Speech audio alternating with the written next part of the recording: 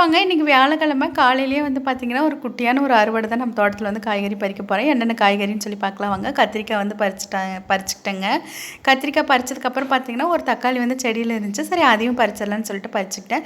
பாவக்காய் வந்து பார்த்திங்கன்னா, இது நாட்டு பாவக்காய்ங்க. கொஞ்சம் கசப்பாக இருந்தாலும் குழம்பு நல்லா டேஸ்ட்டாக இருக்குங்க. கொஞ்சம் எண்ணெய் நிறையா ஊற்றி நல்லா மொறு மொறுன்னு வதக்கினதுக்கப்புறம் குழம்பு வச்சோம் அப்படின்னா இன்னும் டேஸ்ட்டாக இருக்கும்.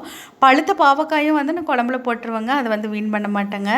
நாட்டு பாவக்காயில் பழுத்த பாவக்காயும் சேர்த்து செய்யும்போது இன்னும் குழம்பு நல்லா ருசியாகவே இருக்குங்க.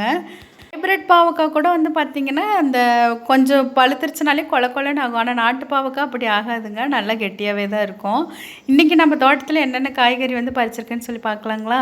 பாவக்காய், கத்திரிக்காய், எலுமிச்சம்பழம், தக்காளி இதெல்லாம் தான் வந்து பார்த்திங்கன்னா, இன்றைக்கி காலையில் அறுவடை செஞ்சுருக்கிறேனுங்க. அந்த பாவக்காயை பறிச்சுட்டு வந்தது கழுவிட்டு அதுக்கப்புறம் கட் பண்ணி போட்டு குழம்பு வந்து தாளித்து விட்டாச்சுங்க காலையில். மதியத்துக்கும் 2 வேளைக்கு சேர்த்து பாவக்காய் குழம்பு செஞ்சாச்சுங்க. பாப்பாவுக்கு லஞ்ச் பாக்ஸுக்கு வந்து பார்த்திங்கன்னா, முட்டை சாதம் தாங்க வந்து செஞ்சு கொடுத்துருக்குறேன். குழம்பு வந்து பாப்பா வேண்டாம் நான் சாப்பிட்டு போயிடுறேன், நைட்டுக்கு வந்து சாப்பிட்டுக்கிறேன் கொஞ்சம் வைங்க அப்படின்னால முட்டை சாதத்தை வந்து கிளறி கொடுத்தாச்சுங்க. அவங்களுக்கு வந்து பாக்ஸுக்கு எப்போ பார்த்தாலும் லஞ்ச் பாக்ஸுக்கு குழம்பு சாதத்தோடு அவங்களுக்கு இந்த மாதிரி கிளறின வெரைட்டி சாதம் தான் பிடிக்கும். அதுக்கப்புறம் இட்லி உப்புமா செஞ்சுருந்தேங்க.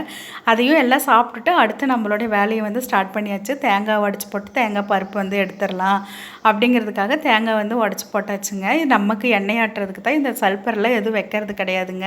வந்து பார்த்திங்கன்னா கேட்குறவங்களுக்கும் வந்து தேங்காய் எண்ணெய் வந்து ஆட்டி கொடுத்துருவாங்க. சல்பரில் வைக்காமல் நல்ல பருப்பு நல்லா வெயிலில் காய வச்சு மொறு மொறுன்னு அதுக்கப்புறம் கட் பண்ணி போட்டு எண்ணெய் ஆட்டுற இடத்துல கொடுத்து மரச்சக்கி எண்ணெய் தாங்க வந்து ஆட்டி கொடுக்கறது. அதுக்கப்புறம் புளியும் வந்து காய வச்சாச்சு. மதியத்துக்கு சாப்பாடு வச்சுட்டேன். பழைய சாதம் எனக்கு வேணும்னு பழைய சாப்பாடு சின்ன வெங்காயம் தயிர் வச்சு சாப்பிட்டாச்சுங்க. நைட்டுக்கு வந்து பார்த்திங்கன்னா பாப்பாவுக்கு கொஞ்சம் உடம்பு சரியில்லை.